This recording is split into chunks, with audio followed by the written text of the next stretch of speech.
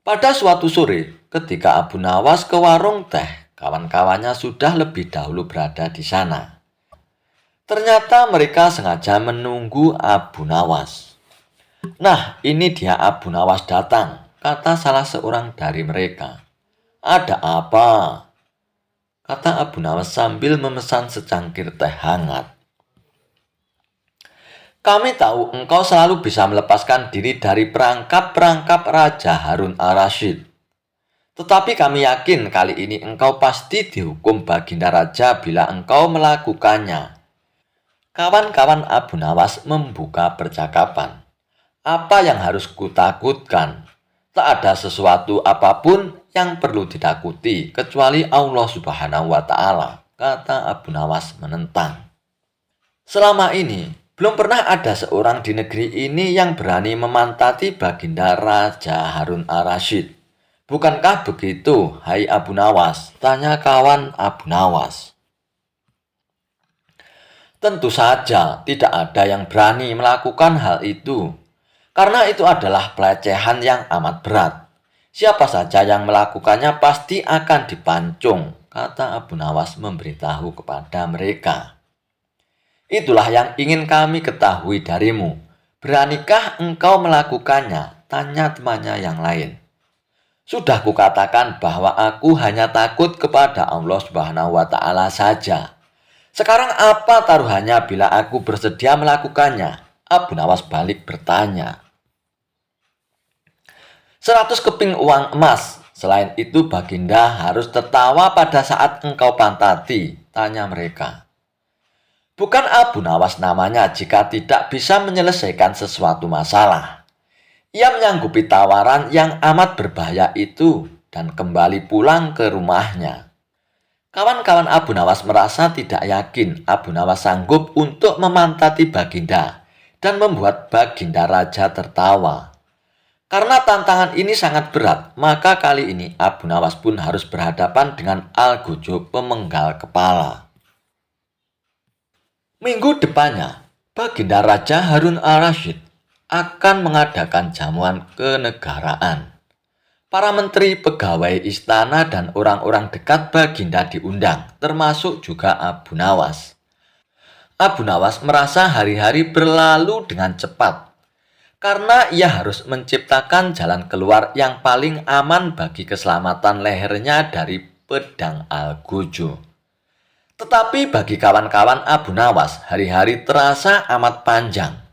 Karena mereka sudah tidak sabar menunggu pertaruhan yang amat mendebarkan itu. Persiapan-persiapan di halaman istana sudah mulai. Baginda Raja menginginkan acara itu akan digelar dengan meriah. Baginda tidak ingin mengecewakan para tamunya, terkhusus untuk raja-raja dari negeri sahabat yang datang. Akhirnya, hari yang dijanjikan pun telah tiba.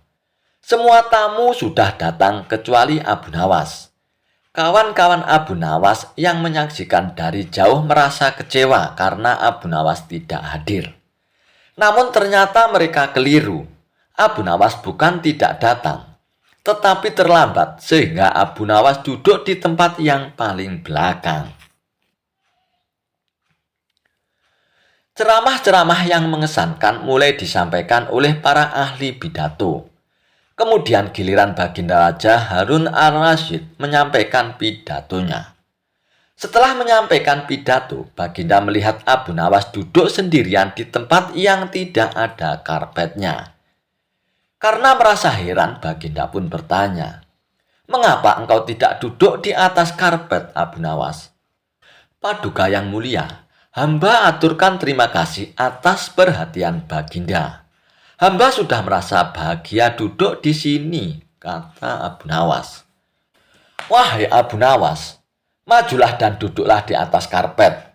Nanti pakaianmu kotor karena duduk di atas tanah," Baginda Raja menyarankan. "Ampun tuanku yang mulia, sebenarnya hamba ini sudah duduk di atas karpet," jawab Abu Nawas dengan santai. Baginda Raja bingung mendengar pengakuan Abu Nawas karena Baginda melihat sendiri Abu Nawas duduk di atas lantai. Karpet yang mana yang engkau maksudkan itu, wahai Abu Nawas? Tanya Baginda masih bingung. Karpet hamba sendiri, tuanku yang mulia. Sekarang hamba selalu membawa karpet kemanapun hamba pergi. Jawab Abu Nawas seolah-olah menyimpan misteri. Tetapi sejak tadi aku belum melihat karpet yang engkau bawa, kata Baginda Raja tambah bingung. Baiklah Baginda yang mulia. Kalau memang ingin tahu, maka dengan senang hati hamba akan menunjukkan kepada Paduka yang mulia, kata Abu Nawas sambil beringsut-ingsut ke depan. Setelah cukup dekat dengan Baginda, Abu Nawas berdiri kemudian menungging, menunjukkan potongan karpet yang ditempelkan di bagian pantatnya. Abu Nawas kini seolah-olah memantati Baginda Raja. Melihat ada sepotong karpet menempel di pantat Abu Nawas, Baginda Raja tak bisa membendung tawanya sehingga beliau terpingkal-pingkal diikuti oleh para tamu yang datang. Menyaksikan kejadian yang menggelikan itu, kawan-kawan Abu Nawas pun merasa kagum. Mereka harus rela melepaskan 100 keping uang emas untuk Abu Nawas. Suatu hari, Abu Nawas menuju istana raja dengan membawa keledai yang sudah dihiasi dengan mahkota palsu dan kain yang mewah. Dalam perjalanan menuju istana, Abu Nawas pun terus meneriakkan kalimat, "Hidup Baginda Raja! Hidup Baginda Raja! Hidup Baginda Raja!" teriak Abu Nawas. Tentu saja ulah Abu Nawas ini pun menyulut perhatian orang-orang. Gila Abu Nawas menyamakan Baginda Raja dengan keledainya, kata seorang warga. Kalau begitu, mari kita laporkan saja kepada Baginda Raja, biar Abu Nawas dihukum mati, sambung warga yang lainnya. Tetapi Abu Nawas tidak menghiraukannya, ia pun terus berjalan sambil terus berteriak, "Hidup Baginda Raja! Hidup Baginda Raja!" Dan akhirnya, tibalah Abu Nawas di depan pintu gerbang istana raja. Akan tetapi, teriakan Abu Nawas ini pun semakin keras. Mendengar teriakan Abu Nawas, salah satu prajurit kerajaan yang bertugas menjaga pintu gerbang itu pun langsung melaporkan ulah Abu Nawas kepada Baginda Raja. "Mohon ampun Paduka yang mulia," Abu Nawas berteriak-teriak di depan pintu gerbang istana. Ia mengatakan, "Hidup Baginda Raja! Hidup Baginda Raja!" Lapor prajurit itu kepada Baginda Raja. "Apa yang tidak beres? Itu kan wajar saja. Ia kan rakyatku juga," ujar Baginda Raja. "Tapi Paduka yang mulia," Abu Nawas berteriak sambil menarik keledainya yang berhias mahkota dan kain yang indah. "Seolah-olah keledainya itu rajanya," kata prajurit itu. Dan laporan prajurit itu pun diperkuat dengan kedatangan puluhan warga yang melaporkan aksi Abu Nawas. Warga tidak terima rajanya disamakan dengan keledainya Abu Nawas. Mendapat laporan itu, Baginda Raja pun menjadi murka. Wajahnya langsung memerah. "Kurang ajar Abu Nawas. Prajurit, tangkap Abu Nawas sekarang. Bawa dia ke hadapanku," perintah Baginda Raja. Tidak butuh waktu lama, Abu Nawas pun diringkus dan diseret ke hadapan Baginda Raja. "Hei Abu Nawas, apa maksud perbuatanmu itu? Berani sekali kau menyamakan aku dengan keledaimu," bentak Baginda Raja. Dengan tenang dan santai, Abu Nawas pun menjawab, "Begini Paduka yang mulia, saya hanya ingin menunjukkan betapa banyak rakyat Paduka yang mencintai Paduka yang mulia. Tapi sayang mereka terlalu bodoh menilai perbuatan saya ini," kata Abu Nawas. "Lihatlah penampilan saya Paduka. Saya menggunakan jubah yang indah. Begitu juga dengan keledai saya ini. Saya pakaikan mahkota dan kain yang indah," sambung Abu Nawas. Dan itu semata-mata karena saya akan meneriakkan nama dari seorang raja yang mulia. Itu bentuk penghormatan saya saat menyebut nama paduka raja. Terang Abu Nawas. Setelah mendengar penjelasan Abu Nawas dengan panjang lebar, Baginda Raja pun tidak dapat menahan tawanya. Ia pun mengerti tujuan Abu Nawas. Bahkan Baginda Raja pun memuji kecerdikan Abu Nawas. Dan akhirnya ia pun memberikan hadiah kepada Abu Nawas. Kisah Abu Nawas bakar tenda demi mengalahkan raja. Suatu ketika, Baginda Raja Harun Ar-Rasyid menantang Abu Nawas dalam suatu perlombaan. Ajang lomba itu adalah tenda siapa yang paling ramai dan paling banyak dikunjungi oleh pengunjung, maka dialah yang menang. Mengapa menantang Abu Nawas untuk perlombaan tersebut?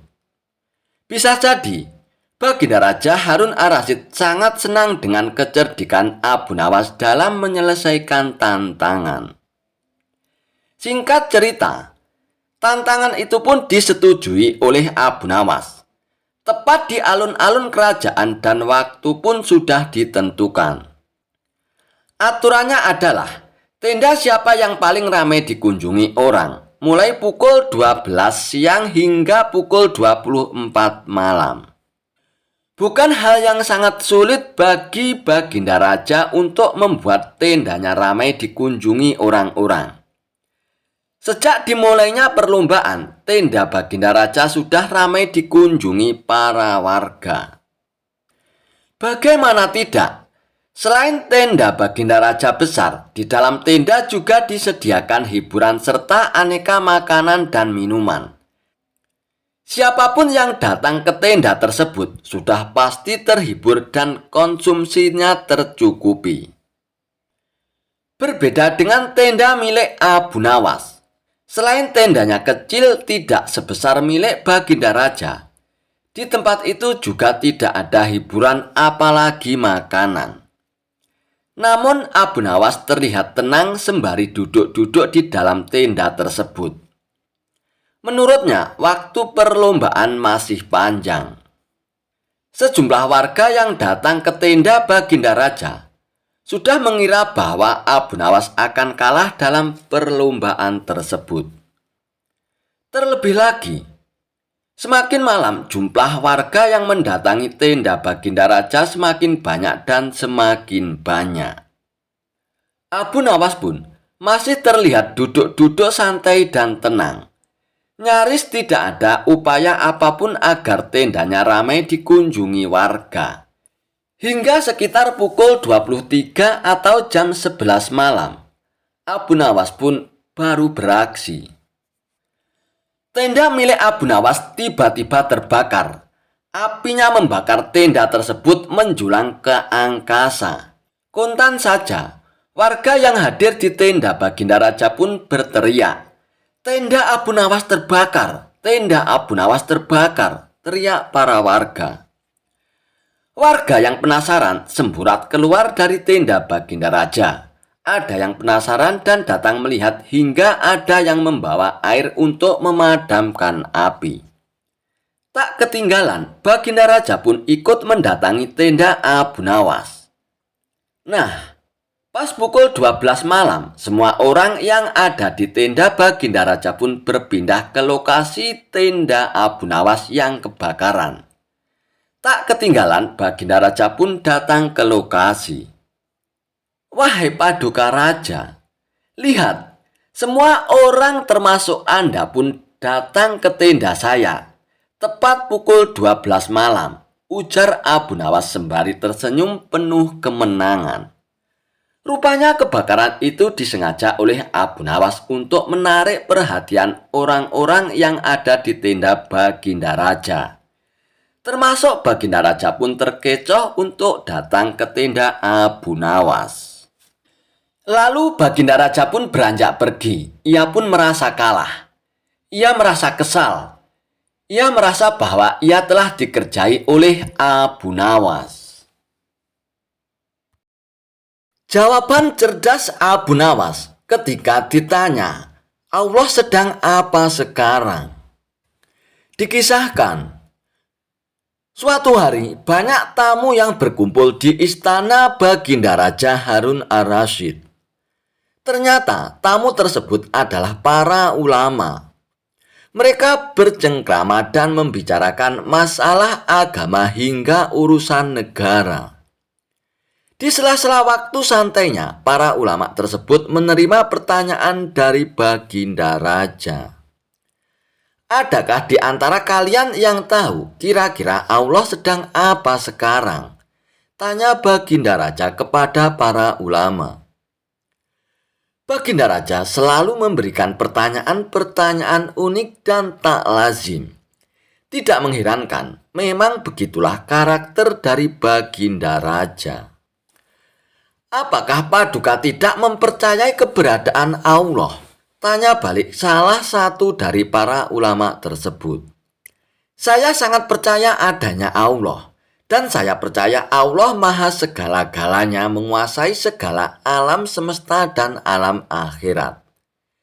Dan yang saya tanyakan, kira-kira Allah sedang apa sekarang? Tanya Baginda Raja lagi. Para ulama pun saling memandang satu sama lain. Mereka tidak tahu harus menjawab apa. Tidak selayaknya Baginda Raja bertanya seperti itu. Jangan samakan zat Allah dan manusia, kata mereka. Sudah saya katakan, saya tidak menyamakan zat Allah dengan apapun, apalagi dengan manusia. Saya hanya penasaran, kira-kira Allah sedang apa sekarang? Kalau tidak tahu, bilang saja tidak tahu, balas Baginda Raja. Sejenak, suasana pun menjadi hening. Baginda Raja pun teringat dengan sosok Abu Nawas. Apakah mungkin Abu Nawas bisa menjawab pertanyaanku ini? Ujar Baginda Raja dalam hatinya. Lalu Baginda Raja pun menyuruh para pengawalnya untuk segera menjemput Abu Nawas.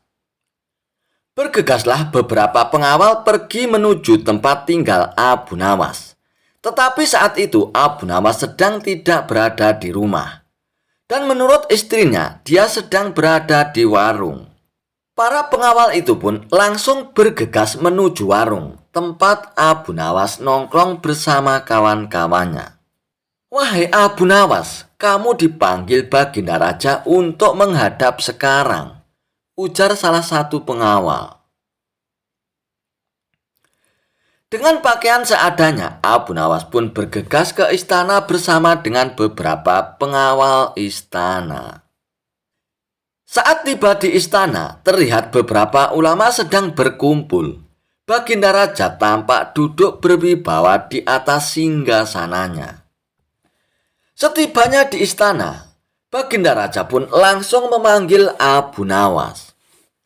Wahai Abu Nawas, kemarilah, titah Baginda Raja. Abu Nawas pun segera menuju ke depan setelah menyapa para ulama. Belum sempat Abu Nawas untuk duduk dengan sempurna. Tanpa basa-basi, Baginda Raja bertanya kepada Abu Nawas. Wahai Abu Nawas, saya mau menguji kecerdasanmu, apakah kamu bisa menjawabnya atau tidak? Para ulama di sini tidak ada yang bisa menjawab pertanyaanku, Abu Nawas, ujar Baginda Raja kepada Abu Nawas. Wahai Paduka yang mulia, beliau-beliau ini adalah ulama yang berilmu agama tinggi, sedangkan hamba hanyalah orang biasa. Tidak pantas rasanya kalau saya menjawab pertanyaan Paduka yang mulia, sahut Abu Nawas. Namun, jika berkenan, pertanyaan seperti apakah yang Paduka tanyakan? Sambung Abu Nawas. Tadi saya bertanya kepada para ulama di sini, kira-kira Allah sedang apa sekarang? Tapi tidak ada satupun yang bisa menjawabnya, Abu Nawas. Apakah kamu tahu Allah sedang apa sekarang? Tanya Baginda Raja dengan penasaran. Sejenak Abu Nawas pun terdiam mendengar pertanyaan yang dilontarkan oleh Baginda Raja. Saya bisa menjawabnya, Paduka, tapi ada syaratnya, ujar Abu Nawas. Dengan sedikit terkejut, Baginda Raja pun menjawab, apa syaratnya, Abu Nawas? Syaratnya adalah saya harus duduk di singgasana Baginda Raja. Dan Baginda Raja harus duduk di bawah bersama para ulama, jawab Abu Nawas. Baginda Raja pun menuruti permintaan Abu Nawas karena penasaran, meskipun agak heran dengan permintaan tersebut. Setelah menduduki singgasana Baginda Raja, Abu Nawas pun berkata dengan lantang, kalau Baginda Raja ingin tahu Allah sedang apa sekarang, saksikanlah Allah sedang mengangkat Abu Nawas jadi raja dan Harun ar-Rasyid jadi rakyat biasa. Mendengar jawaban Abu Nawas, Baginda Raja pun tertawa dan diiringi oleh para ulama yang sedang duduk di samping Baginda Raja. Dan jawaban Abu Nawas itu memiliki makna bahwa apa yang dilakukannya merupakan kehendak Allah Subhanahu wa Ta'ala. Pintar sekali kamu, Abu Nawas. Kamu malah memanfaatkan pertanyaan ini untuk bisa duduk di atas singgasanaku. Tapi memang yang kamu katakan itu benar. Maka aku pun tidak bisa marah kepadamu, Abu Nawas, ujar Baginda Raja. Dan Baginda Raja pun terpana dengan kecerdasan Abu Nawas dan akhirnya memberikan hadiah kepada Abu Nawas. Kisah Abu Nawas, panah pembawa rezeki. Abu Nawas memang cerdik. Meskipun tak mempunyai kemampuan untuk melaksanakan titah Baginda Raja, namun dia selalu berhasil melaksanakan tugas-tugasnya. Dan hadiah selalu menantinya. Sungguh rezeki yang tak disangka-sangka. Suatu ketika Abu Nawas diundang oleh Baginda Raja Harun ar-Rasyid untuk makan bersama di istana. Maka berangkatlah para pengawal kerajaan untuk menjemput Abu Nawas di rumahnya. Tak beberapa lama kemudian, Abu Nawas pun telah sampai di istana dengan pakaian seadanya. Abu Nawas pun langsung diajak berbincang-bincang oleh Baginda Raja di pendopo kerajaan. Dengan berbagai jamuan makanan lengkap dengan minuman yang mewah. Melihat begitu banyaknya makanan, Abu Nawas pun sangat lahap menyantap makanan yang dihidangkan kepadanya. Sementara itu, Baginda Raja masih meneruskan perbincangannya dengan Abu Nawas tentang kekuasaannya. Baginda Raja Harun ar-Rasyid bercerita kepada Abu Nawas terkait dengan luasnya wilayah yang telah dipimpinnya. Namun Abu Nawas nampaknya tidak menggubris. Malah dia sibuk dengan makanan yang tersaji di hadapannya. Tak lama kemudian, Baginda Raja pun mulai melontarkan berbagai pertanyaan kepada Abu Nawas. Hai Abu Nawas, kalau setiap benda ada harganya, berapakah harga diriku ini, Abu Nawas? Tanya Baginda Raja.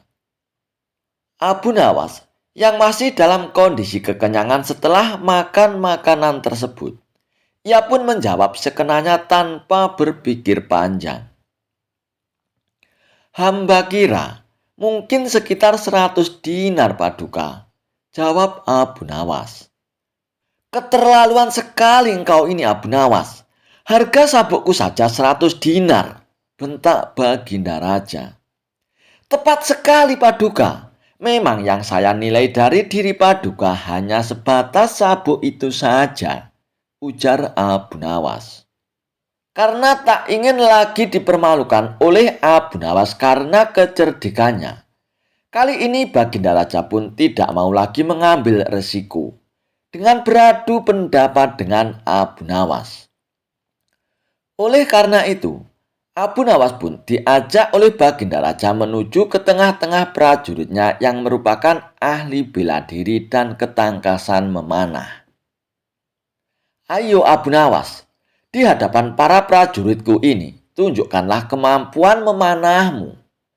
Panahlah sekali ini saja. Kalau panahmu dapat mengenai sasaran, maka hadiah akan menantimu. Namun jika gagal, engkau akan aku penjarakan. Titah Baginda Raja. Abu Nawas pun bergegas mengambil busur dan anak panah. Dengan memantapkan hati, Abu Nawas pun membidik sasaran dan mulai memanah. Namun panahnya meleset dari sasaran. Dari pengamatan saya, ini adalah gaya memanah para makelar tanah Paduka, ujar Abu Nawas untuk menutupi kelemahannya. Sesaat kemudian, Abu Nawas pun mencabut anak panah lagi, dan ia pun membidik sasaran. Lagi-lagi anak panah yang dibidikkan itu melesat terlalu jauh dari sasaran. Kalau ini Paduka, ini adalah gaya juragan buah kalau sedang memanah Paduka, ujar Abu Nawas lagi untuk menutupi kelemahannya yang kedua. Dan untuk ketiga kalinya, Abu Nawas pun kembali mencabut anak panah dan mulai membidiknya. Namun kali ini kebetulan anak panah yang dibidikkan tersebut tepat mengenai sasaran. Nah, inilah Paduka. Ini baru gaya Abu Nawas kalau sedang memanah. Saya pun menunggu hadiah yang Paduka janjikan, ujar Abu Nawas dengan gembira. Dengan tak bisa menyembunyikan tawanya, Paduka Raja pun lantas memberikan hadiah kepada Abu Nawas. Dengan kecerdikannya bermain kata-kata dan yang masuk logika, akhirnya Abu Nawas pun mendapat hadiah dari Baginda Raja. Dan dia pun langsung mohon diri untuk pulang, karena tak sabar untuk memberikan hadiah itu kepada istrinya. Kisah Abu Nawas bermain tebak-tebakan. Dikisahkan, Abu Nawas memiliki tetangga, sebut saja Abu Jahil. Abu Jahil selalu merasa lebih pintar dari Abu Nawas. Tetapi Abu Nawas enggan meladeni ketika dia mengajak bermain tebak-tebakan, karena tidak mau mempermalukannya. Suatu ketika, Abu Jahil tengah nongkrong di warung bersama beberapa orang. Dengan sesumbar, Abu Jahil mengatakan bahwa Abu Nawas takut ketika diajak tebak-tebakan. Teman-teman Abu Jahil yang setengah tidak percaya, sebab mereka tahu kecerdikan Abu Nawas. Untuk membuktikan kecerdasannya, Abu Jahil mengajak teman-temannya bermain tebak-tebakan. Jika kalian tidak bisa menjawab tebakan saya, maka kalian kasih saya 5 dinar. Jika saya tidak bisa menjawab tebakan kalian, saya kasih kalian 50 dinar, kata Abu Jahil. Namun anehnya, semua tebakan yang dilontarkan oleh temannya bisa dijawab oleh Abu Jahil. Tak lama kemudian, Abu Nawas datang. Seketika Abu Jahil menantangnya. Tetapi Abu Nawas cuek saja dan duduk agak jauh sambil memesan segelas teh. Tuh kan, Abu Nawas takut meladeni saya. Karena dia takut kalah, mungkin kecerdasannya sudah berkurang, kata Abu Jahil meledek Abu Nawas.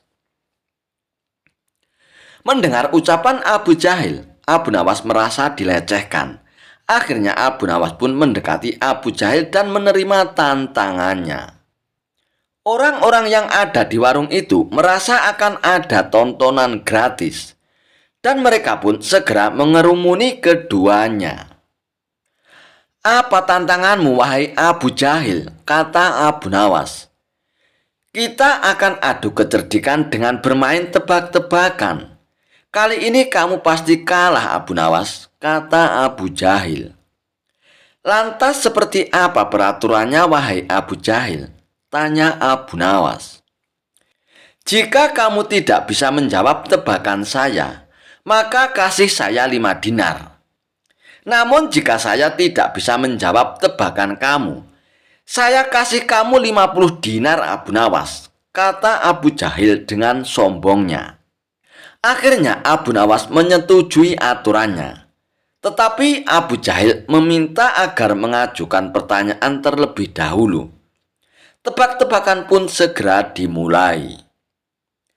Berapa jarak bumi dengan langit? Tanya Abu Jahil. Mendengar pertanyaan seperti itu, Abu Nawas pun terkejut. Lalu Abu Nawas merogoh sakunya dan memberikan uang 5 dinar kepada Abu Jahil. Sekarang giliran Abu Nawas memberikan pertanyaan. Hewan apa yang kakinya 3? Tanya Abu Nawas. Mendengar pertanyaan itu, Abu Jahil juga kaget. Tetapi ia berpikir keras untuk mencari jawabannya. 1 jam kemudian, dia pun belum bisa menemukan jawabannya. Akhirnya ia pun terpaksa memberikan 50 dinar kepada Abu Nawas. Memangnya hewan apa Abu Nawas? Tanya Abu Jahil penasaran. Mendengar pertanyaan itu, Abu Nawas pun memberikan 5 dinar kepada Abu Jahil. Hei Abu Nawas, saya butuh jawaban bukan uang, kata Abu Jahil. Saya tidak tahu jawabannya Abu Jahil, makanya saya kasih 5 dinar, kan begitu aturannya, kata Abu Nawas. Sekarang giliran saya bertanya, lanjut Abu Nawas. Hewan apa yang kakinya 3? Tanya Abu Nawas. Kan sudah ditanyakan, kenapa ditanyakan lagi? Protes Abu Jahil. Kamu kan belum bisa menjawabnya. Tadi kan aku kasih kamu 5 dinar karena tidak bisa menjawab pertanyaan yang sama, kata Abu Nawas. Akhirnya terpaksa Abu Jahil pun memberikan 50 dinar untuk Abu Nawas. Abu Jahil sadar telah dijebak oleh Abu Nawas dengan permainan yang dibuatnya sendiri. Akhirnya Abu Jahil pergi dengan wajah malu dan kesal. Sementara Abu Nawas pun tersenyum dengan puas. Dalam permainan itu, Abu Nawas pun untung 90 dinar dengan bermodal pertanyaan hewan berkaki 3. Kisah Abu Nawas mengerjai orang ateis yang akan tenggelam. Dikisahkan, ada seorang ateis berteriak-teriak di tengah-tengah alun-alun kota Baghdad. Ia berkata bahwa tidak percaya dengan adanya Tuhan. Dan untuk membuktikan ucapannya, ia akan terjun ke sungai Tigris. Kalaupun Tuhan memang ada, dia pasti akan menolongku agar tidak mati tenggelam, teriaknya di hadapan orang-orang. Maka pergilah ia menuju sungai Tigris dan terjun ke dalamnya. Tentu saja, perilaku orang ateis tersebut mendapat berbagai macam tanggapan. Ada yang mencemooh, banyak pula yang menghujatnya. Biarkan saja dia tewas tenggelam, biar dia tahu rasa, kata beberapa warga. Namun dari sekian banyak orang yang jengkel dengan sikapnya, ternyata ada saja yang merasa kasihan dan hendak menolongnya. Akan tetapi, si ateis menolaknya. Aku tidak mau ditolong siapapun kecuali oleh Tuhan yang kalian anggap ada itu. Orang yang hendak menolongnya pun akhirnya tak jadi melakukannya. Dasar orang gila, umpat para warga yang menyaksikannya. Setelah berjam-jam terombang-ambing di air sungai, si ateis pun mulai kelelahan. Tapi ia tetap pada pendiriannya. Sementara Abu Nawas yang baru saja pulang dari pasar, melihat orang-orang yang sedang berkerumun di tepi sungai. Lalu Abu Nawas pun bertanya, "Ada apa ini? Kenapa orang ramai sekali?" Tanya Abu Nawas kepada salah satu warga yang ada di situ. Setelah mendengar penjelasan dari salah satu warga itu, Abu Nawas pun berkata, "Hai orang ateis, cepat pegang tanganku." Sambil ia mengulurkan tangannya kepada orang ateis tersebut. "Aku tidak mau. Aku ingin Tuhan yang akan menolongku." Ucap orang ateis itu tetap pada pendiriannya. "Kalau begitu, tunggu saja Tuhan yang akan menolongmu." Dan katanya, ia sudah tak sabar lagi ingin menyiksamu. Balas Abu Nawas. Mendengar hal itu, si ateis pun menjadi gemetaran. Ia pun berusaha menyelamatkan dirinya supaya tidak tenggelam ke dasar sungai. Akan tetapi, karena sudah kelelahan, usahanya pun sia-sia saja. Tubuhnya pun mulai hanyut dan tenggelam. "Tolong, tolong aku Tuan. Tolong, selamatkan aku Tuan," pinta si ateis kepada Abu Nawas. Maaf ya, aku bukan Tuhan," jawab Abu Nawas. Setelah si ateis tak sadarkan diri dan tenggelam, barulah Abu Nawas menariknya dan kemudian dibawanya ke tepian sungai. Ketika si ateis tersadar dari pingsannya, ia pun bertanya, "Di mana aku? Apakah aku di alam kematian?" Tanyanya dengan penuh ketakutan. "Hei orang ateis, lain kali kalau kamu berbuat demikian, aku akan membiarkanmu mati tenggelam," bentak Abu Nawas. Dan akhirnya, si ateis pun berterima kasih dan meminta maaf kepada Abu Nawas. Raja Harun ar-Rasyid lagi-lagi memberikan misi mustahil kepada Abu Nawas. Ia tak bosan-bosannya mengetes kecerdikan Abu Nawas. Kali ini ia meminta sesuatu yang tak wajar, yakni pergi ke bulan untuk menyelidikinya. Padahal zaman itu jelas-jelas belum ada teknologi canggih dan mutakhir seperti Apollo. Sekarang saja, hanya orang tertentu yang bisa datang ke bulan, apalagi zaman dahulu. Jadi, jelas jika misi itu hanya untuk menguji Abu Nawas. "Pergi ke bulan?" tanya Abu Nawas. "Ya Abu Nawas, saya tahu kau adalah seorang pria yang pintar. Kau harus dapat pergi ke bulan," kata sang raja. "Oke, saya akan pergi ke bulan sana besok sore yang mulia," jawab Abu Nawas dengan cepat. Raja pun terkejut. Ia tak menyangka bahwa Abu Nawas mengiyakan tantangannya itu. Lalu Raja Harun ar-Rasyid pun bertanya, "Dari mana kamu akan pergi Abu Nawas?" "Dari rumahku," jawab Abu Nawas. "Baiklah, saya akan pergi ke sana untuk melihat kau pergi ke bulan besok malam," kata sang raja. Malam itu raja berikut para menterinya pergi ke rumah Abu Nawas. Bulan purnama bersinar dengan terang, bintang-bintang menyebar berkilau di seluruh penjuru langit. Ketika raja dan para menterinya tiba di rumah Abu Nawas sudah tak ada di rumah. Mereka hanya bertemu dengan istrinya. "Di mana Abu Nawas?" tanya sang raja kepada istri Abu Nawas. "Dia baru berangkat ke bulan yang mulia.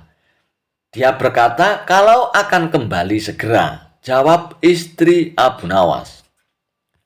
"Bagaimana cara Abu Nawas pergi ke bulan?" tanya salah satu menteri penasaran. "Dia memanjat pohon pelem di sebelah sana dan akan kembali melalui pohon pelem itu juga," jawab istri Abu Nawas. Raja dan para menteri kemudian menghampiri pohon pelem yang ditunjukkan oleh istri Abu Nawas. Dan terlihatlah bayangan seseorang yang sedang turun dari pohon pelem itu. "Apakah itu kau Abu Nawas?" tanya sang raja.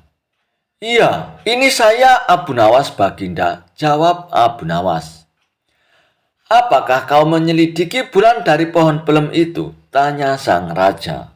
Saya melakukan penyelidikan ketika bulan mencapai tanah. Pohon hanya sekedar tangga lewat untuk saya pergi ke bulan, jawab Abu Nawas.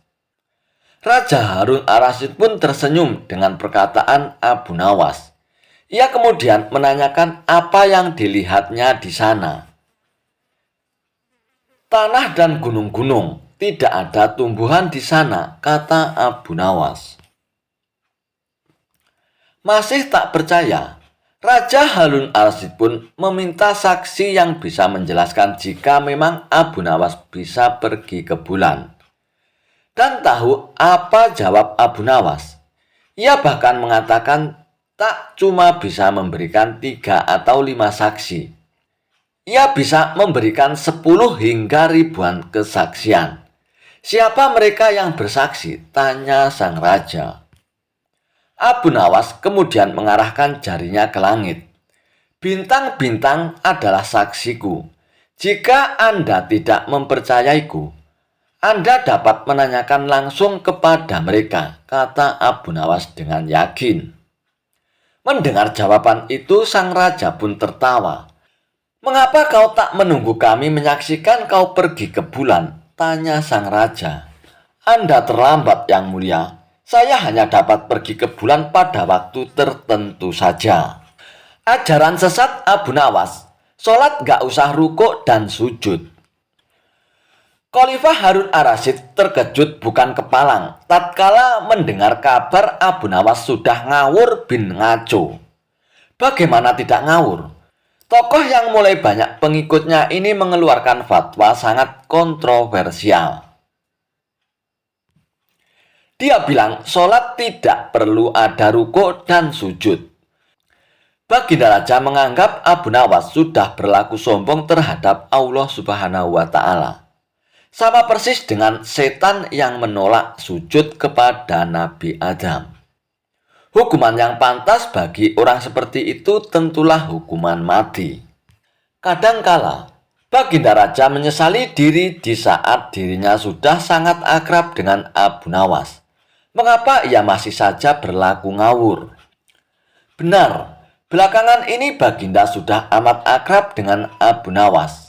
Sampai-sampai Abu Nawas memanggil dirinya bukan Baginda lagi. Ia memanggil saudaraku atau ya akhi. Kini kesabaran Khalifah tak terbendung lagi. Ketika ia mendengar juga Abu Nawas mengatakan Khalifah suka fitnah. Abu Nawas layak dipancung karena melanggar syariat Islam yang menyebarkan fitnah.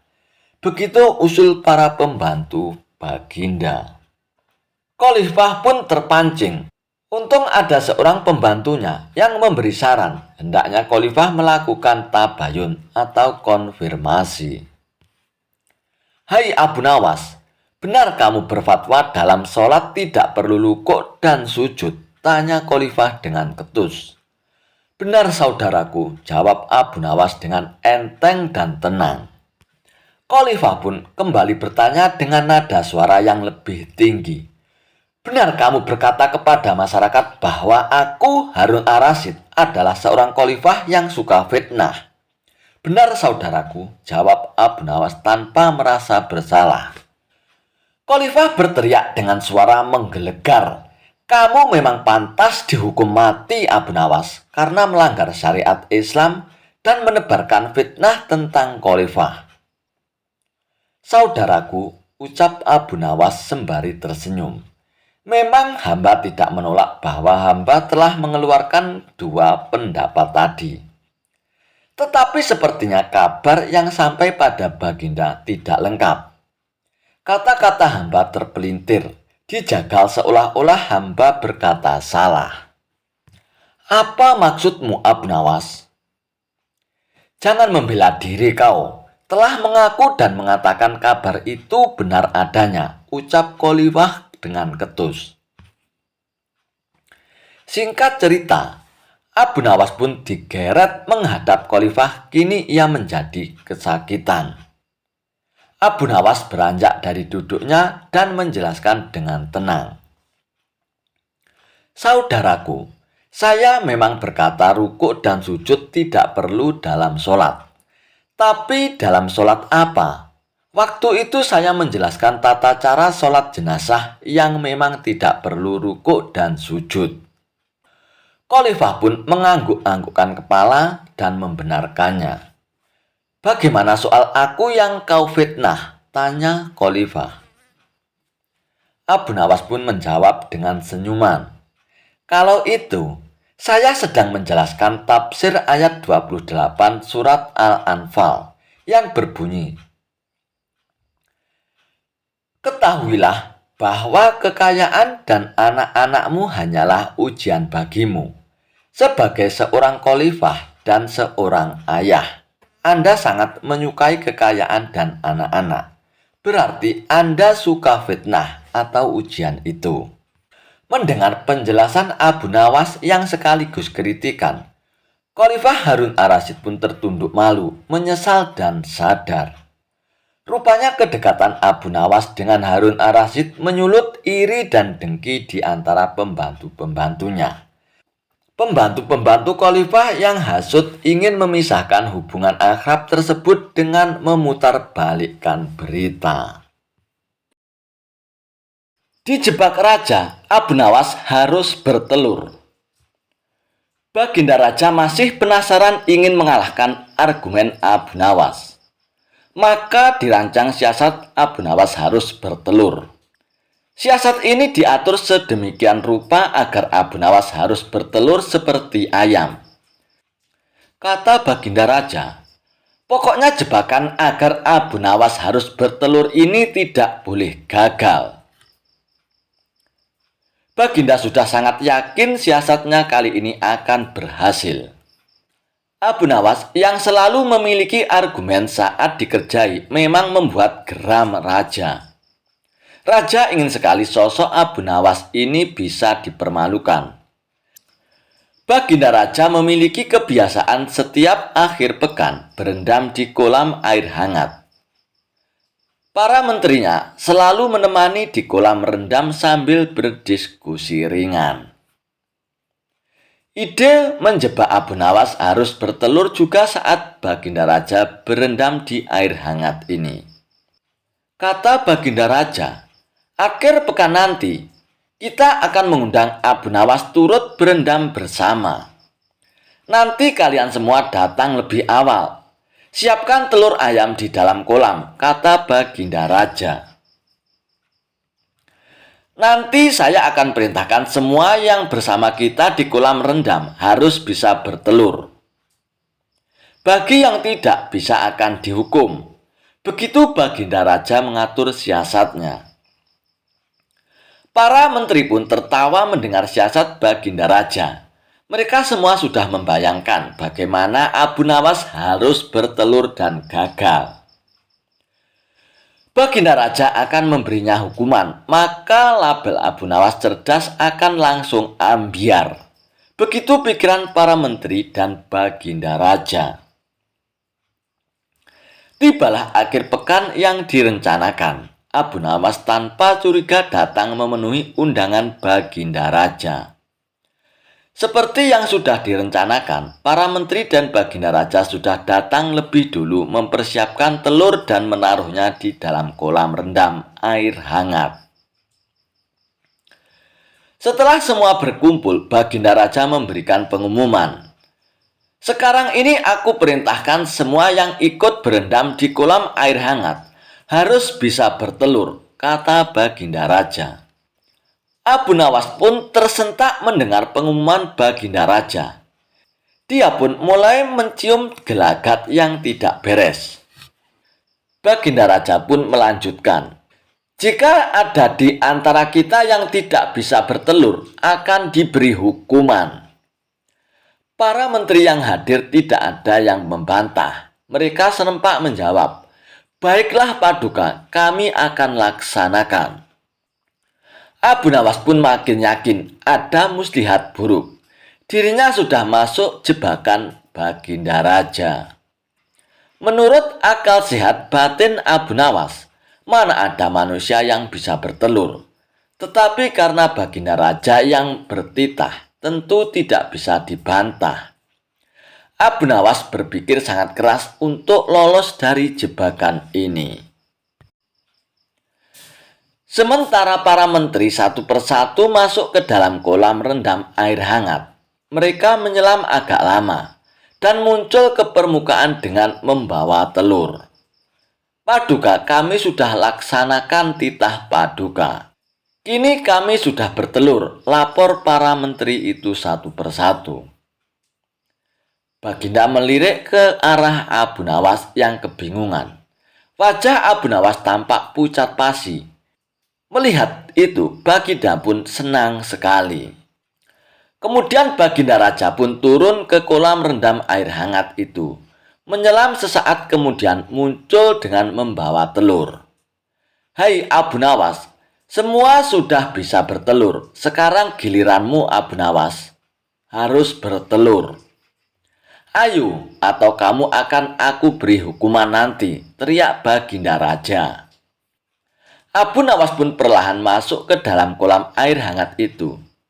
Dia belum menyelam, hanya memainkan air saja, membasahi dadanya.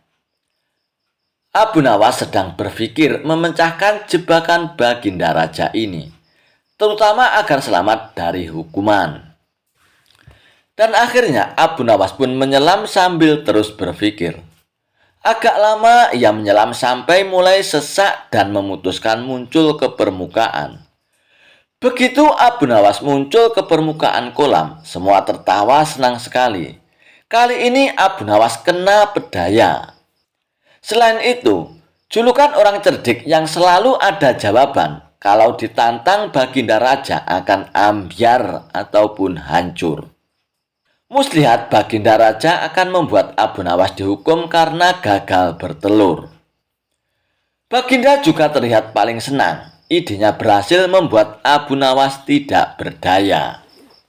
Abu Nawas, mana telurmu? Teriak Baginda Raja tidak sabar.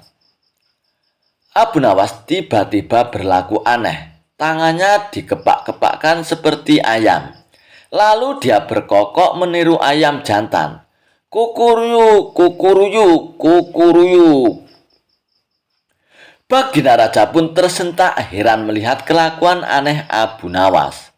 Maaf Paduka, saya tidak bisa bertelur, jawab Abu Nawas sambil kembali berkokok. Kukuruyuk.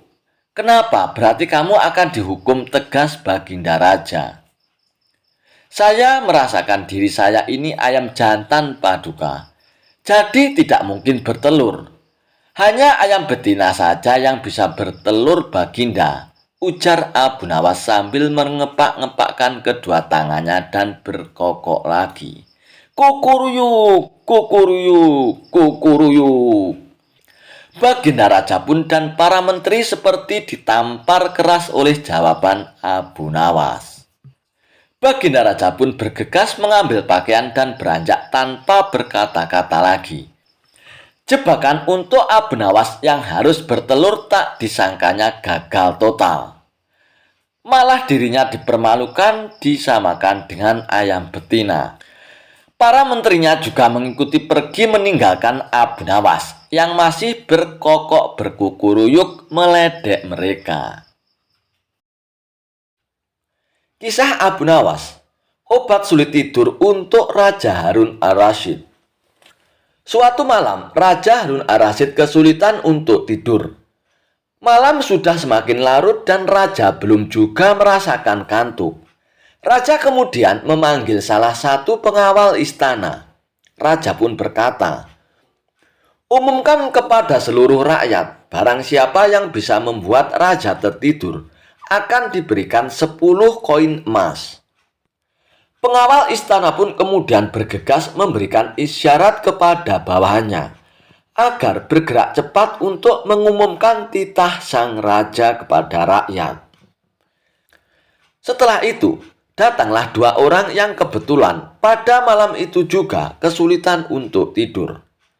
Mendengar penjelasan dari pengawal istana, mereka berminat untuk mengikuti sayembara itu. Namun, kedua peserta tersebut pun gagal membuat raja bisa tertidur. Cerita yang dibawakan dua peserta tersebut justru malah membuat raja semakin sulit untuk tertidur. Hingga sampailah Abu Nawas yang menawarkan diri untuk mengikuti sayembara. Setelah dipersilakan, Abu Nawas pun mulai bercerita. Baginda, dahulu ada seekor raja semut yang kurang kerjaan. Ia masuk ke kuping sebelah kanan seseorang yang sedang tidur. Keluar lagi, masuk lagi. Keluar lagi, kemudian masuk lagi. Kemudian masuk ke kuping kiri. Keluar lagi, masuk lagi, keluar lagi, masuk lagi. Raja kesal mendengar kisah yang dituturkan oleh Abu Nawas. Menurut sang raja, cerita Abu Nawas tidak menarik dan membuat raja merasa bosan. Sehingga ia pun menguap dan memiringkan tubuhnya membelakangi Abu Nawas. Perlahan raja pun menutup matanya dan mulai tertidur. Pagi harinya, Abu Nawas masuk lagi ke istana dengan mengendarai kereta. 10 karung diangkat ke dalam kereta satu persatu.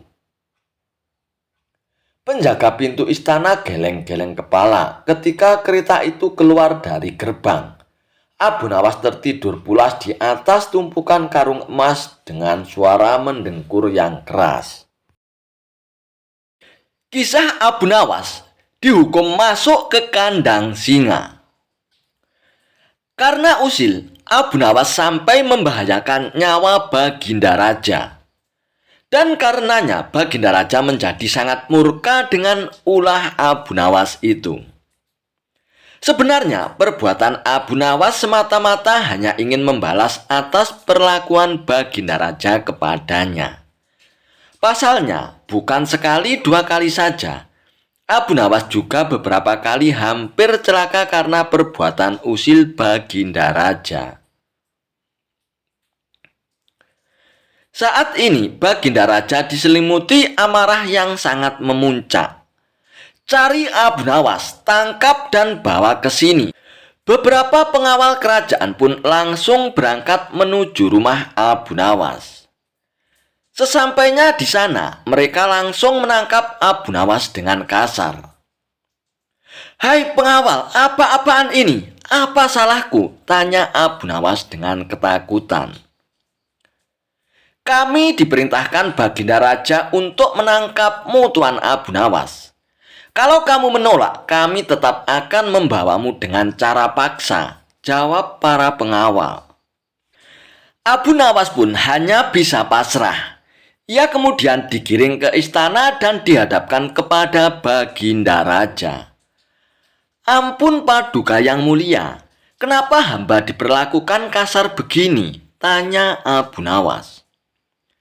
"Hai Abu Nawas, kamu jangan pura-pura tidak tahu ya. Kamu telah membuat aku murka, Abu Nawas. Perbuatan usilmu kemarin hampir saja membuatku mati.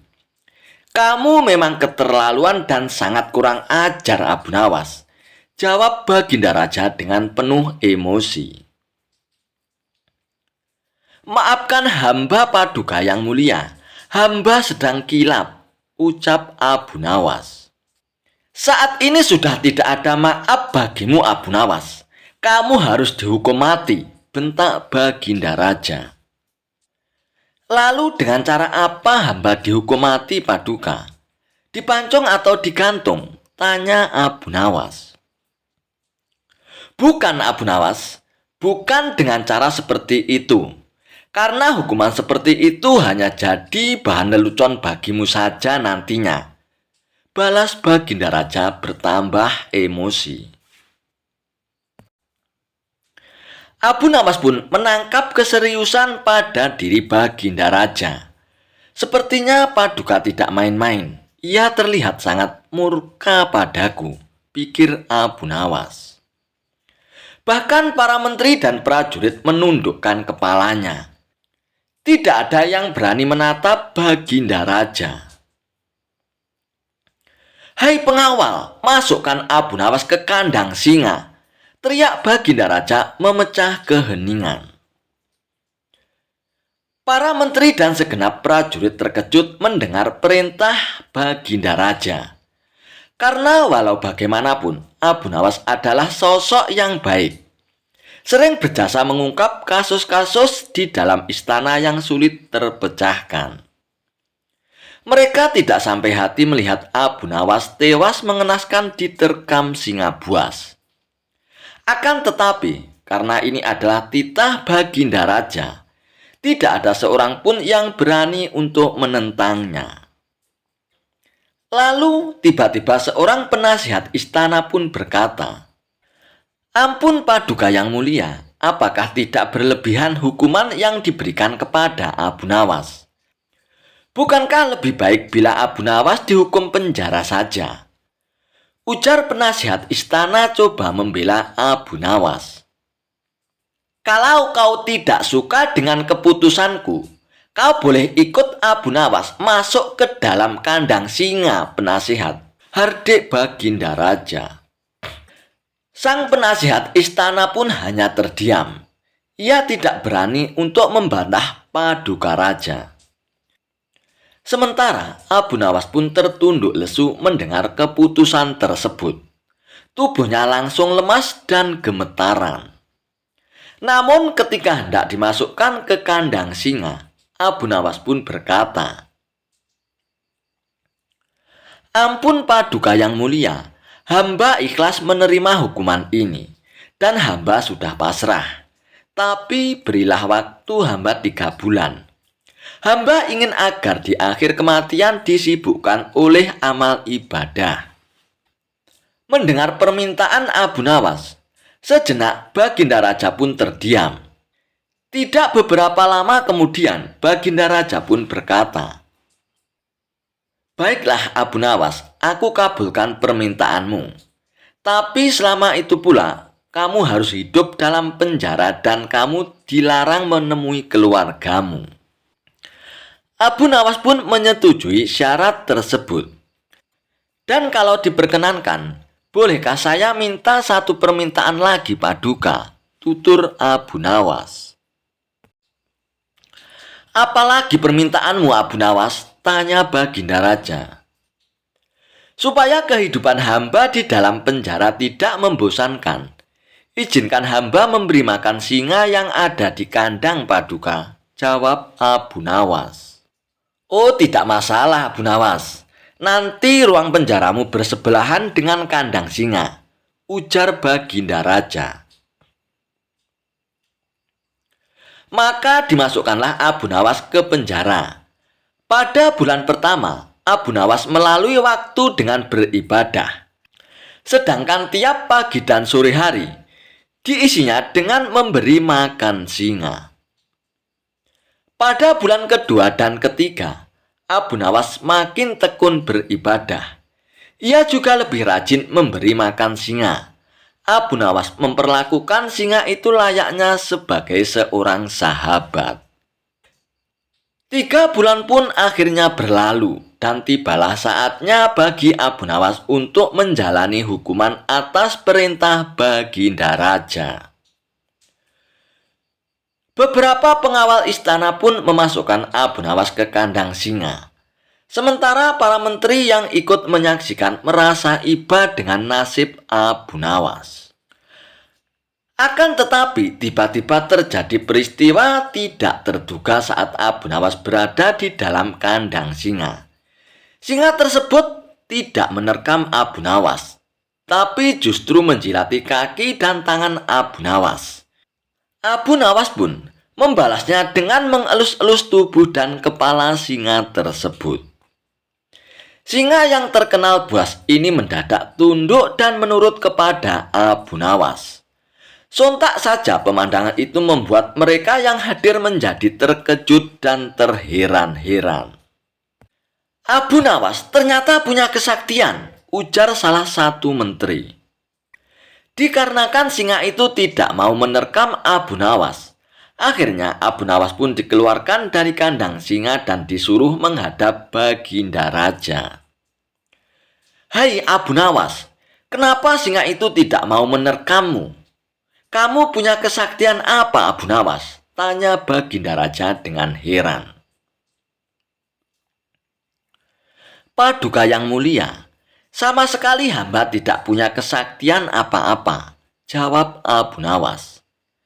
"Tapi kenapa singa itu tidak mau memakanmu, Abu Nawas?" tanya Baginda Raja lagi. "Begini Paduka yang mulia, selama 3 bulan ini, hamba rutin memberi singa itu makan dan minum. Dan hamba juga memperlakukan dia dengan baik. Oleh sebab itulah, hamba tidak dimangsanya. Sebab dia pikir hamba adalah orang yang berjasa bagi dia. Padahal hanya 3 bulan hamba memperlakukan dia dengan baik, Paduka. Dia memang seekor singa yang buas, tapi dia tahu balas budi. Buktinya, dia tidak memangsa hamba. Sedangkan Paduka sendiri, bertahun-tahun hamba mengabdi kepada Paduka dan berjasa bagi istana ini. Tapi hanya karena satu kesalahan, Paduka begitu tega menjatuhkan hukuman mati kepada hamba." Tutur Abu Nawas menjelaskan. Mendengar penuturan Abu Nawas, akhirnya Baginda Raja pun menyadari akan kesalahannya. "Maafkan aku, Abu Nawas. Aku telah berbuat kilap kepadamu. Baiklah, sekarang kamu boleh pulang. Dan ini ada hadiah uang untukmu, Abu Nawas. Terimalah sebagai rasa terima kasihku karena telah menyadarkanku," ucap Baginda Raja. Berkat kecerdikannya, Abu Nawas pun akhirnya kembali lolos dari hukuman mati. Kisah Abu Nawas diperdaya pencuri menjual keledainya seharga kambing hingga dimarahi oleh istrinya. Tanpa pikir panjang, Abu Nawas memutuskan untuk menjual keledai kesayangannya. Keledai itu merupakan kendaraan Abu Nawas satu-satunya. Sebenarnya ia tidak tega untuk menjualnya. Akan tetapi, keluarga Abu Nawas amat membutuhkan uang, dan istrinya pun setuju.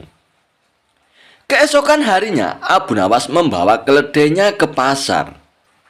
Abu Nawas tidak tahu kalau ada sekelompok pencuri telah mengintai Abu Nawas. Mereka pun sepakat untuk memperdaya Abu Nawas. Rencana pun mulai mereka susun ketika Abu Nawas beristirahat di bawah pohon. Salah seorang mendekat dan berkata, "Hei Abu Nawas, apakah engkau akan menjual kambingmu?" Tentu saja Abu Nawas terperanjat mendengar pertanyaan yang begitu tiba-tiba. "Ini bukan kambing," jawab Abu Nawas. "Kalau bukan kambing, lalu apa?" tanya pencuri itu. "Hei, ini adalah keledai ya?" jawab Abu Nawas. "Kalau engkau yakin itu keledai, jual saja ke pasar dan tanyakan pada mereka," kata komplotan pencuri itu sambil berlalu. Abu Nawas pun tidak terpengaruh. Kemudian ia pun meneruskan perjalanannya. Ketika Abu Nawas sedang menunggang keledai, pencuri kedua menghampiri dan berkata, "Hei Abu Nawas, mengapa kau menunggangi kambing?" Abu Nawas pun menjawab, "Hei, ini bukan kambing, tapi keledai ya." "Kalau itu keledai, aku tidak bertanya seperti itu. Dasar orang aneh. Kambing kok dikatakan keledai?" "Hei, kalau ini kambing, aku tidak akan menungganginya ya," jawab Abu Nawas tanpa ragu. "Kalau engkau tidak percaya, pergilah ke pasar dan tanyakan pada orang-orang di sana," kata pencuri kedua sambil berlalu. Abu Nawas pun belum terpengaruh dan ia tetap berjalan menuju pasar. Pencuri ketiga datang menghampiri Abu Nawas. "Hai Abu Nawas, akan kau bawa kemana kambingmu itu?" tanya pencuri ketiga. Kali ini Abu Nawas pun tidak segera menjawab. Ia mulai ragu. Sudah 3 orang mengatakan kalau hewan yang dibawanya adalah kambing. Pencuri ketiga ini tidak menyanyiakan kesempatan. Ia pun makin mempengaruhi otak Abu Nawas. Sudahlah Abu Nawas, biarpun kau bersikeras hewan ini adalah keledai. Nyatanya itu adalah kambing Abu Nawas. Kambing, ucap si pencuri ketiga. Abu Nawas pun berhenti sejenak untuk beristirahat di bawah pohon. Pencuri keempat pun melaksanakan strategi busuknya. Ia pun duduk di samping Abu Nawas dan mengajak tokoh cerdik ini untuk berbincang-bincang. Wahai Abu Nawas, bagus sekali kambingmu ini. Pencuri keempat pun mulai membuka percakapan. Hei, kau juga yakin bahwa ini kambing? Tanya Abu Nawas. Loh, ya jelas sekali kalau hewan ini adalah kambing. Kalau boleh aku ingin membelinya, ucap pencuri keempat itu. Memangnya berapa kau berani membayarnya? Tanya Abu Nawas. Akan ku bayar 3 dirham, ucap si pencuri itu. Karena tergoda oleh pencuri itu, akhirnya Abu Nawas pun menyetujuinya. Setelah menerima uang 3 dirham dari pencuri keempat, kemudian Abu Nawas pun langsung pulang. Setibanya di rumah, Abu Nawas pun memberikan uang 3 dirham itu kepada istrinya. Hei suamiku, jadi keledai itu hanya engkau jual 3 dirham saja, lantaran mereka mengatakan bahwa keledai kita itu adalah kambing. Abu Nawas pun tidak bisa menjawab istrinya. Ia pun hanya mendengar ocehan istrinya dengan setia sambil menahan rasa dongkolnya. Kini ia baru menyadari kalau sudah diperdayai oleh komplotan pencuri yang menggoyahkan akal sehatnya. Abu Nawas pun merencanakan sesuatu. Ia pun pergi ke hutan mencari sebatang kayu untuk dijadikan sebuah tongkat yang nantinya bisa menghasilkan uang. Rencana Abu Nawas pun ternyata berjalan lancar. Hampir semua orang membicarakan keajaiban tongkat Abu Nawas. Berita ini juga terdengar oleh para pencuri yang telah menipu Abu Nawas. Mereka langsung tertarik, bahkan mereka melihat sendiri ketika Abu Nawas membeli barang atau makanan tanpa membayar, tetapi hanya dengan mengacungkan tongkatnya saja. Mereka pun berpikir, kalau tongkat Abu Nawas itu bisa dibelinya, mereka akan kaya karena hanya dengan mengacungkan tongkat itu, mereka akan mendapatkan apa yang mereka inginkan. Akhirnya mereka pun mendekati Abu Nawas dan berkata, Hei Abu Nawas, apakah tongkatmu itu kau jual? Tanya pencuri itu kepada Abu Nawas. Tidak, jawab Abu Nawas dengan cueknya. Tetapi kami bersedia membelinya dengan harga yang amat tinggi Abu Nawas, kata mereka. Memangnya berapa kamu berani membelinya? Kata Abu Nawas berpura-pura merasa tertarik. 100 dinar uang emas, kata mereka tanpa ragu-ragu. Tetapi tongkat ini adalah tongkat wasiat satu-satunya yang aku miliki, kata Abu Nawas sambil tetap berpura-pura tidak ingin menjual tongkatnya. Dengan uang 100 dinar engkau sudah bisa hidup enak Abu Nawas. Rayu mereka makin penasaran. Abu Nawas pun diam beberapa saat, sepertinya merasa keberatan sekali. Lalu Abu Nawas pun berkata, Oke, baiklah kalau begitu, kata Abu Nawas. Kemudian Abu Nawas pun menyerahkan tongkatnya, dan ia pun menerima 100 dinar uang emas. Lalu Abu Nawas pun segera melesat pulang. Para pencuri itu segera mencari warung terdekat untuk membuktikan keajaiban tongkat yang baru mereka beli dari Abu Nawas. Seusai makan, mereka pun mengacungkan tongkat itu kepada pemilik kedai itu. Tentu saja pemilik kedai pun marah. "Apa maksudmu mengacungkan tongkat itu padaku?" ucap pemilik kedai itu dengan nada marah kepada para pencuri itu.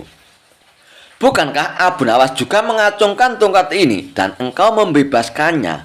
tanya para pencuri itu. "Memang benar, tapi engkau harus tahu bahwa Abu Nawas menitipkan sejumlah uang kepadaku sebelum ia makan di sini." Jelas pemilik kedai itu kepada pencuri. "Gila, ternyata kita tidak mendapatkan keuntungan sama sekali. Menipu Abu Nawas, kita malah rugi besar kawan," umpat para pencuri dengan rasa dongkol. Kisah Abu Nawas, tipu dibalas tipu. Dikisahkan, ada seorang yogis atau ahli yoga mengajak seorang pendeta bersekongkol akan memperdaya Abu Nawas.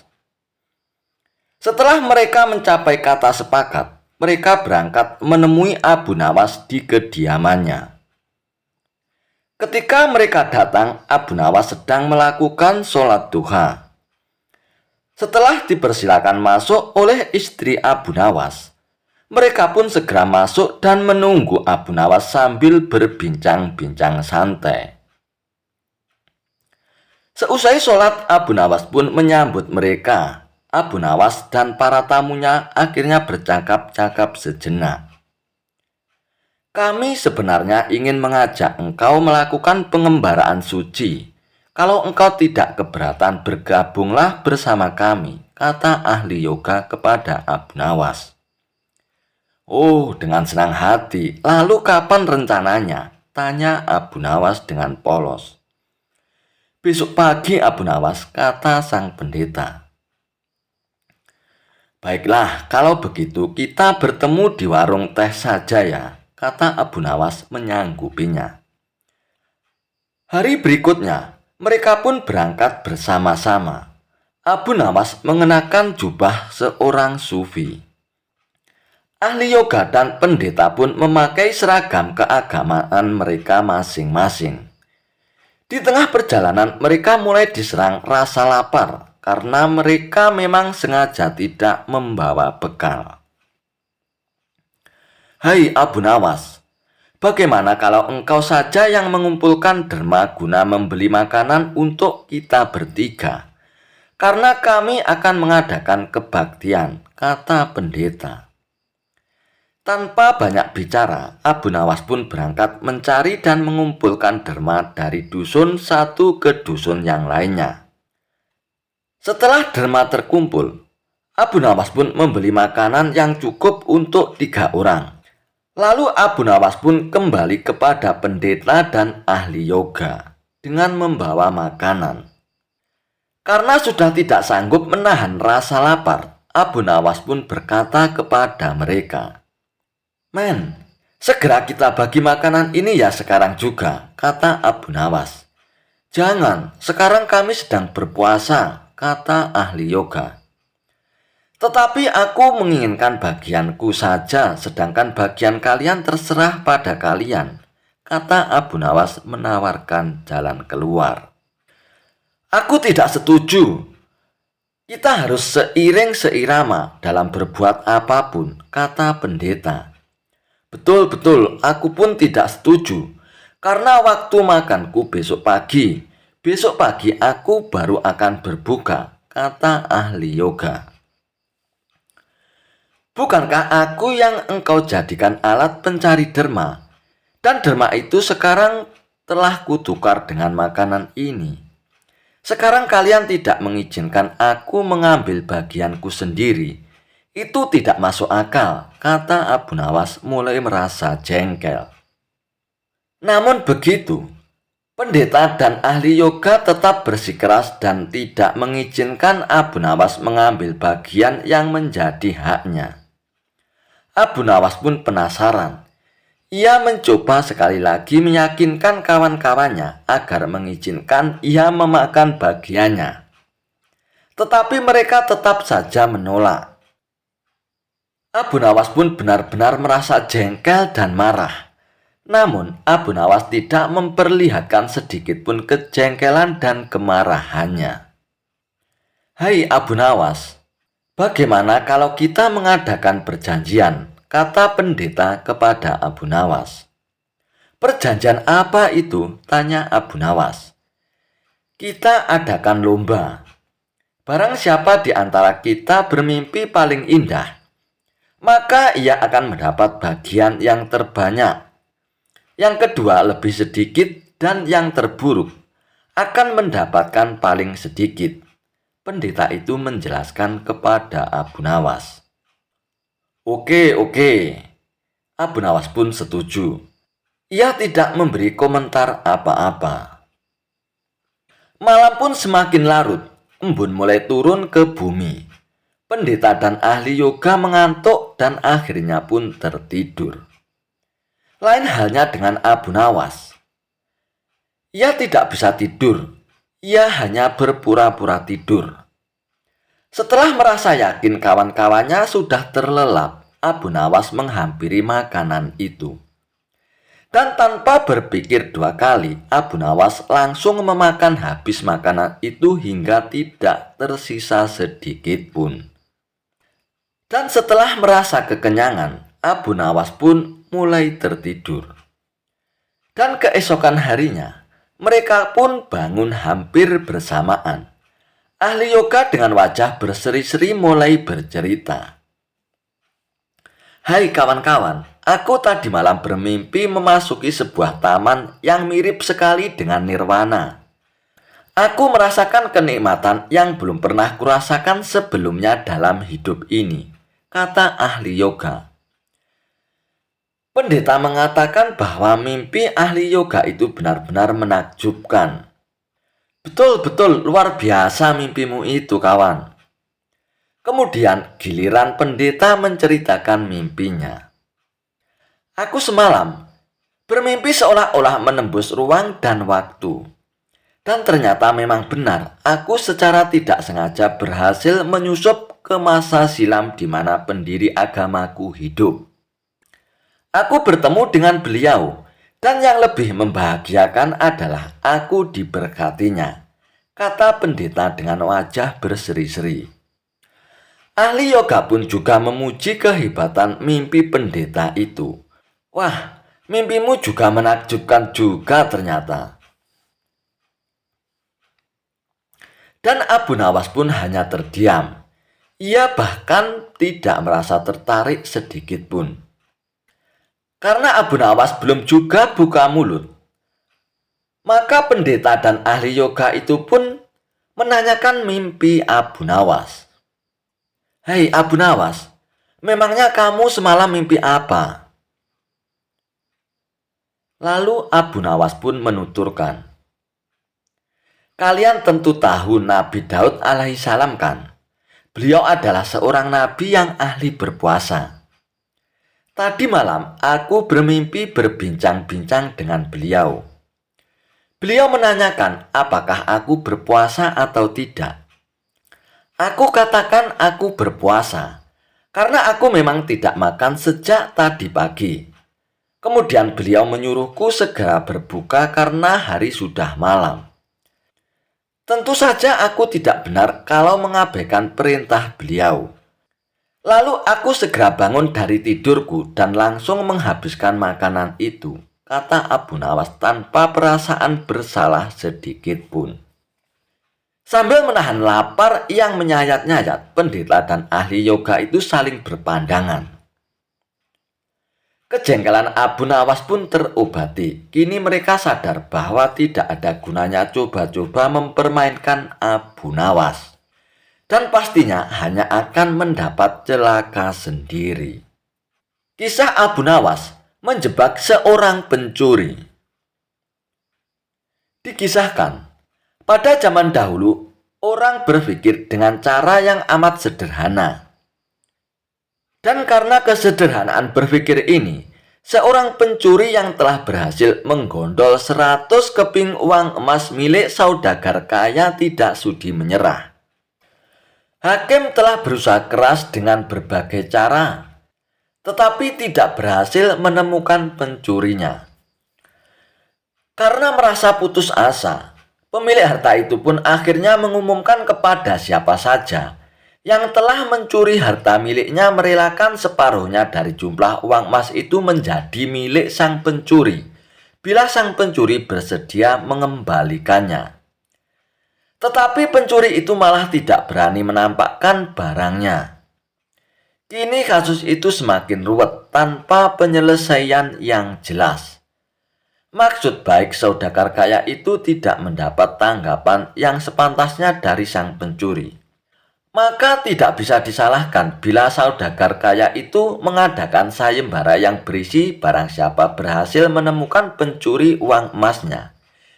Ia berhak sepenuhnya memiliki harta yang dicuri.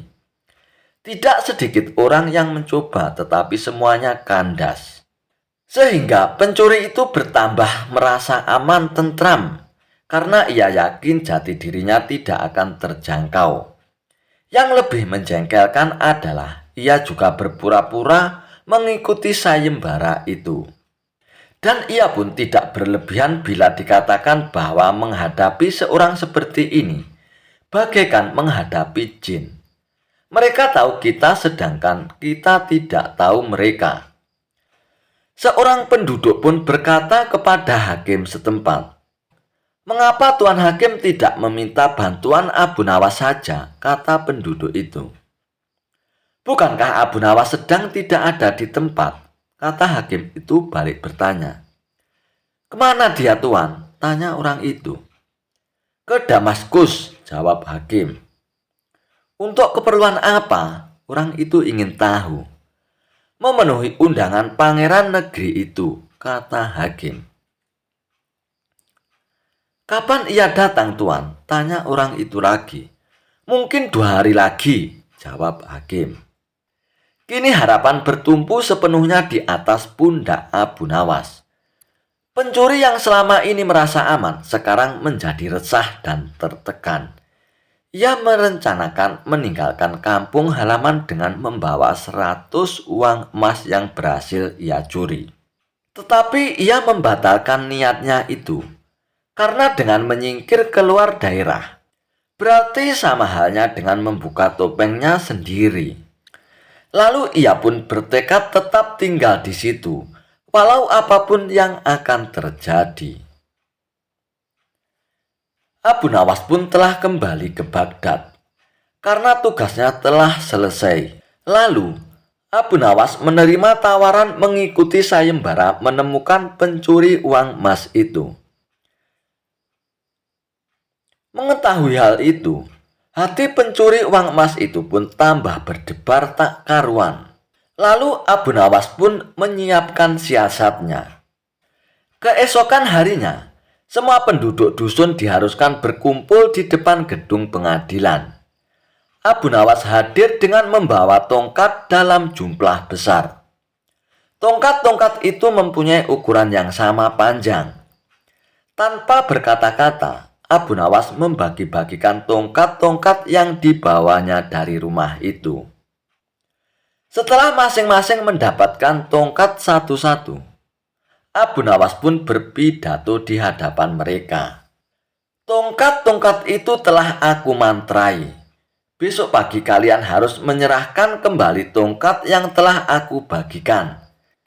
Dan jangan khawatir, tongkat yang dipegang oleh pencuri selama ini yang menyembunyikan diri akan bertambah panjang 1 jari telunjuk. Sekarang pulanglah kalian semua," kata Abu Nawas. Orang-orang yang merasa tidak mencuri tentu tidak mempunyai pikiran apa-apa. Tetapi sebaliknya, si pencuri uang emas itu merasa ketakutan. Ia tidak bisa memejamkan mata walaupun malam semakin larut. Ia terus berpikir keras, kemudian ia memutuskan memotong tongkat sepanjang 1 jari telunjuk. Dengan begitu tongkatnya akan tetap kelihatan seperti ukuran semula. Pagi harinya, orang-orang mulai berkumpul di depan gedung pengadilan. Pencuri itu merasa tenang karena ia yakin tongkatnya tidak akan bisa diketahui karena ia telah memotongnya sepanjang 1 jari telunjuk. Bukankah tongkat si pencuri akan bertambah panjang 1 jari telunjuk? Ia pun memuji kecerdikannya sendiri, karena ia ternyata akan berhasil mengelabui Abu Nawas. Antrian panjang pun mulai terbentuk. Abu Nawas memeriksa tongkat-tongkat yang dibagikan kemarin kepada penduduk semuanya. Pada giliran si pencuri, tiba-tiba Abu Nawas segera mengetahuinya.